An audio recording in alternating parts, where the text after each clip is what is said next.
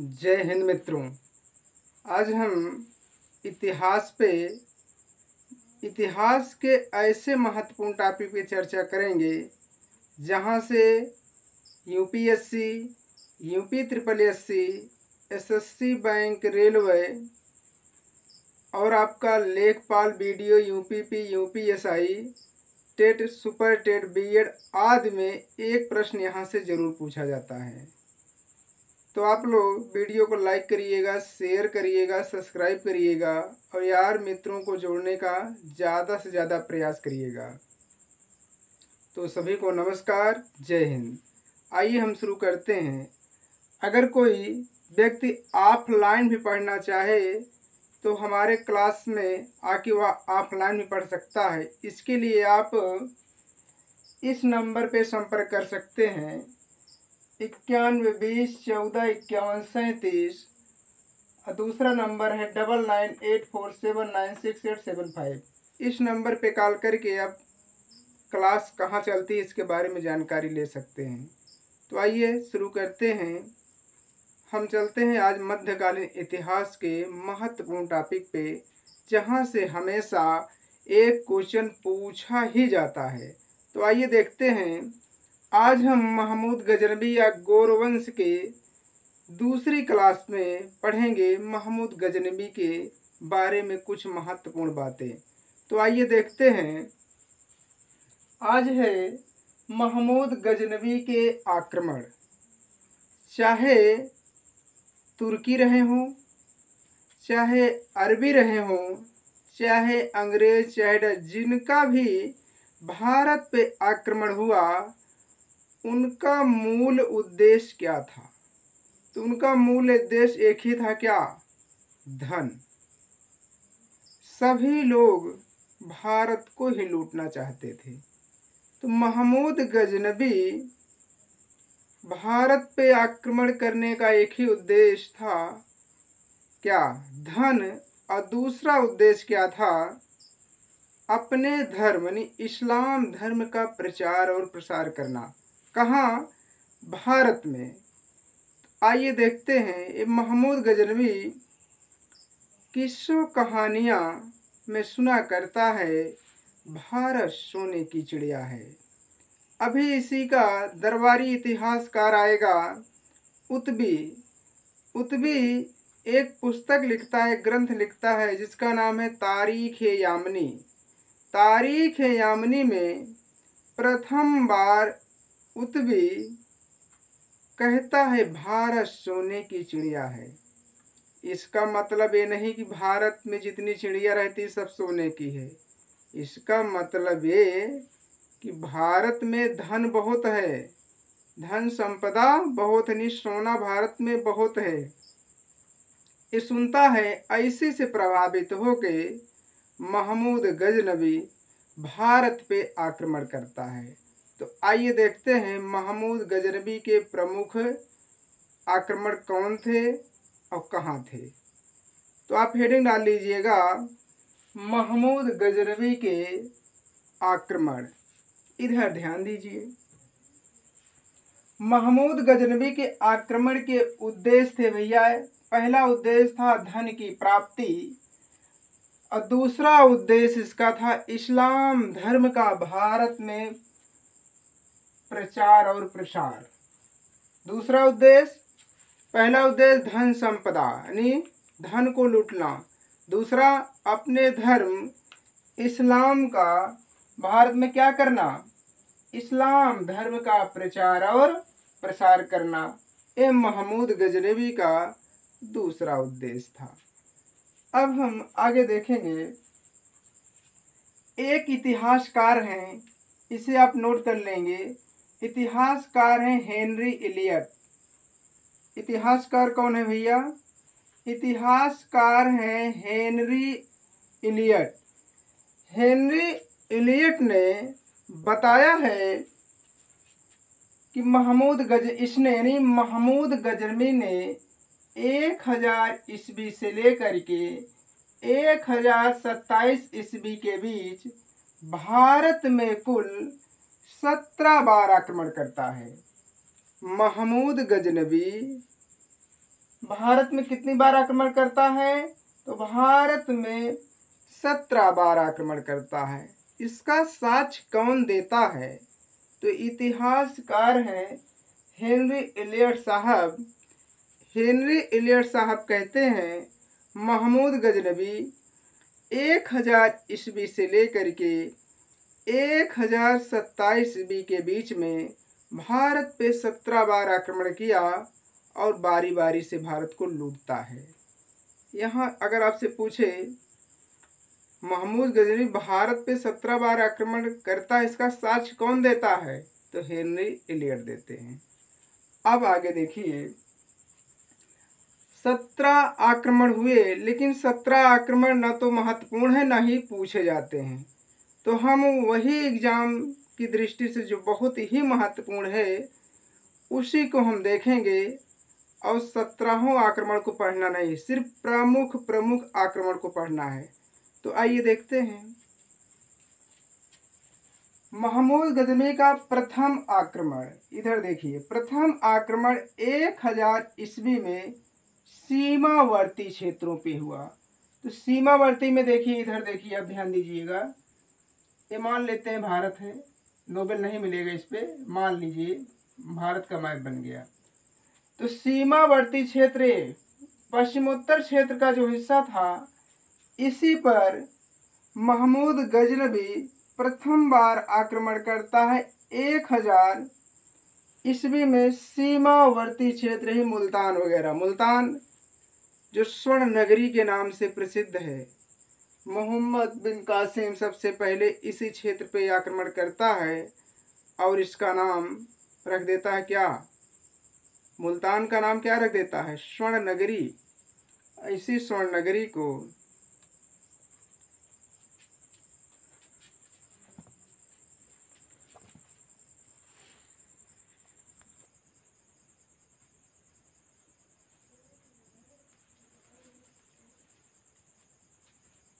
माफ करिएगा आप लोग, लाइट जाने के कारण क्लास बाधित रही। आइए हम आगे देखते हैं। प्रथम आक्रमण महमूद गजनबी 1000 ईस्वी में सीमावर्ती क्षेत्रों पे करता है पश्चिमोत्तर भारत में। ये प्रथम आक्रमण है जो पूछा जाता है। अब आगे देखिएगा, दूसरा आक्रमण 1001 ईस्वी में। दूसरा आक्रमण 1001 ईस्वी में हिंदू शाही राजा, हिंदू शाही क्षेत्र पर, और यहाँ का हिंदू शाही क्षेत्र का राजा जो था भैया, यानी शासक जयपाल था, और जयपाल ने आत्महत्या कर ली। क्या कर ली? जयपाल ने महमूद गजनबी के डर के कारण, जब इसके हिंदू शाही क्षेत्र पे आक्रमण करता है महमूद गजनबी, तो यहाँ का शासक राजा कौन था? जयपाल था। जयपाल ने क्या किया? आत्महत्या कर ली। फिर यहाँ का शासक आनंदपाल को भी महमूद गजनबी, आनंदपाल और महमूद गजनबी के बीच में युद्ध होता है पुनः, और जिसमें आनंदपाल की भी पराजय हो जाती है। इतनी बात आप नोट कर लेंगे। अब आगे देखिए, महमूद गजनबी का चौथा आक्रमण 1004 ईस्वी में। प्रथम, दूसरा, तीसरा इम्पॉर्टेंट नहीं है, इसलिए तीसरे को नहीं पढ़ना है। चौथा आक्रमण 1004 ईस्वी में मुल्तान पर हुआ। किस पे आक्रमण करता है? मुल्तान, वही जो स्वर्ण नगरी के नाम से प्रसिद्ध है। इस पे आक्रमण करने का इसका उद्देश्य, यहाँ का जो शासक था फतह दाऊद शिया था। फतह दाऊद कौन था? शिया संप्रदाय का था। यही कारण है कि चौथा आक्रमण 1004 ईस्वी में महमूद गजनबी करता है, जिसमें फतह दाऊद को पराजित कर देता है। कहाँ पे? मुल्तान पे। चौथा आक्रमण कब? मुल्तान पे। कब? 1004 ईस्वी में। इतना आप नोट कर लें। यहाँ का शासक फतह दाऊद था, जो शिया संप्रदाय से संबंध था वह पराजित हो जाता है। अब आप आगे नोट करिएगा 12वां आक्रमण। 12वां आक्रमण भैया 1018 ईस्वी में। 12वां आक्रमण महमूद गजनवी का 1018 ईस्वी में कन्नौज में होता है। किस पर होता है? कन्नौज पे। कन्नौज उत्तर प्रदेश का एक जिला है जो इत्र उत्पादन के लिए भी प्रसिद्ध है। इत्र इसलिए कन्नौज बनता है क्योंकि कन्नौज में सबसे ज़्यादा फूलों की कृषि होती है। इत्र का आविष्कार किसने किया? कौन बताएगा? आप लोग कमेंट करके बताइएगा इत्र का आविष्कार किसने किया। नहीं बता पाएंगे, हम नेक्स्ट क्लास में बताएंगे। इतना इंडिकेट कर दे रहे हैं जहांगीर की सासू माँ थी। अब आप इतिहास में खोजिएगा कि जहांगीर की सासू माँ कौन थी जिसने इत्र का आविष्कार किया। नहीं बता पाएंगे तो हम पुनः क्लास में बताएंगे। आप कमेंट करके बताइएगा इत्र का आविष्कार किसने किया। इतना हम इंडिकेट कर दे रहे हैं, इत्र का आविष्कार जो किया वो जहांगीर की सासू माँ थी। अब आगे देखिए, 12वां आक्रमण आपने देख लिया, कन्नौज पर हुआ। कन्नौज का शासक कौन था? राजपाल था। नोट कर लीजिएगा, जब महमूद गजनवी कन्नौज पे आक्रमण किया तो वहाँ का शासक राजपाल था। कई बार पूछा गया, पूछा जाएगा।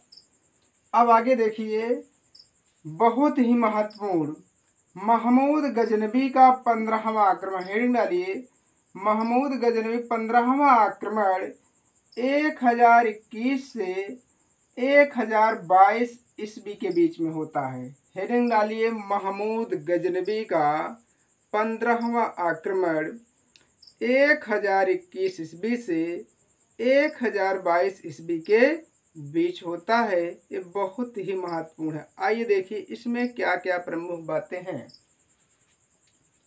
इस समय महमूद गजनवी ने पंजाब पर, कब? 15वां आक्रमण के समय।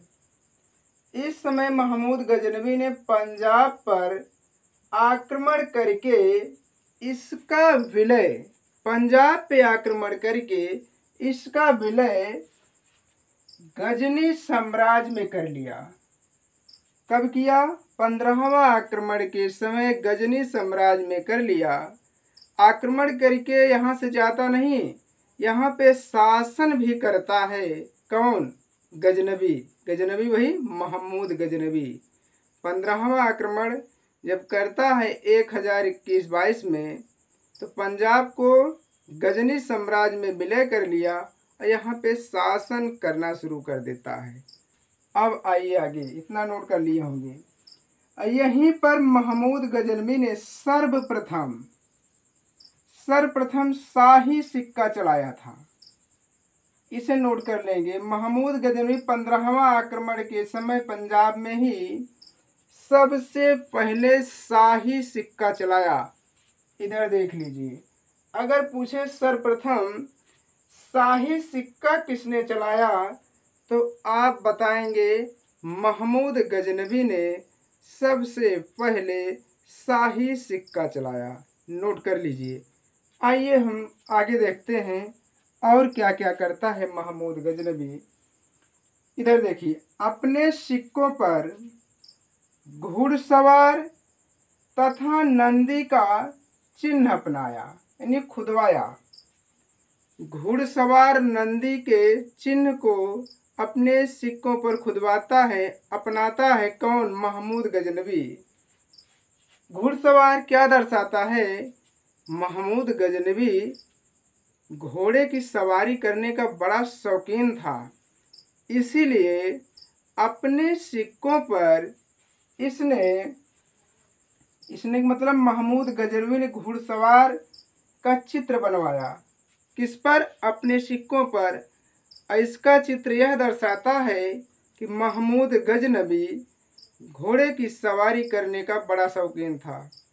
अगर पूछे किसने अपने सिक्कों पर घुड़सवार का चिन्ह अपनाया है, या लिखवाया है या छपवाया है, तो आप क्या बताएंगे? महमूद गजनवी। और अपने सिक्कों पे क्या करता है? अपने सिक्कों पर नंदी का चिन्ह अपनाया। नंदी किसका प्रतीक है? शिव का बैल। कई बार पूछा गया है मुस्लिम लेकिन वनवास चित्र किसका रहा है? नंदी का। नंदी किसका प्रतीक है? शिव के बैल का। और शिव किसके देवता? हिंदू के। इसीलिए पूछा जाता है वह कौन सा शासक है जिसने अपने सिक्कों पर नंदी के चिन्ह को अपनाया था? तो आप बताएंगे महमूद गजनवी। नोट कर लीजिए।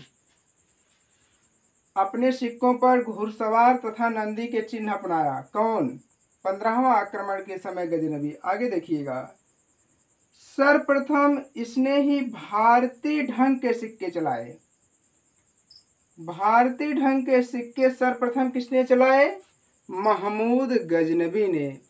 अगर पूछे सर्वप्रथम भारतीय ढंग के सिक्के को कौन अपनाता है तो आप बताइएगा महमूद गजनवी। नोट कर लीजिए। सर्वप्रथम इसने ही भारतीय ढंग के सिक्के चलाए कौन? महमूद गजनवी। अब आगे देखिए। इसका प्रसिद्ध सिक्का दिल्ली वाला सिक्का था। दिल्ली वाला सिक्का किसने चलाया? तो आप बताएंगे महमूद गजनवी ने सर्वप्रथम दिल्ली वाला सिक्का चलाया। और सबसे प्रसिद्ध सिक्का महमूद गजनवी का दिल्ली वाला सिक्का था। नोट कर लीजिए। सर्वप्रथम इसने ही भारतीय ढंग के, और इसका प्रसिद्ध सिक्का कौन था? दिल्ली वाला सिक्का था। इसे नोट कर लेंगे। जो 56 ग्रेन वजन का था। कितने ग्रेन का? 56 ग्रेन वजन का था। कई बार पूछा गया है महमूद गजनवी के दिल्ली वाला नामक सिक्का का वजन कितना था? तो आप बताएंगे 56 ग्रेन का वजन था। नोट करिएगा। इसे स्क्रीनशॉट ले लेंगे और नोट कर लेंगे। कितना वजन था? 56 ग्रेन का वजन था। अब एक बात और आप नोट करके लिख लीजिएगा।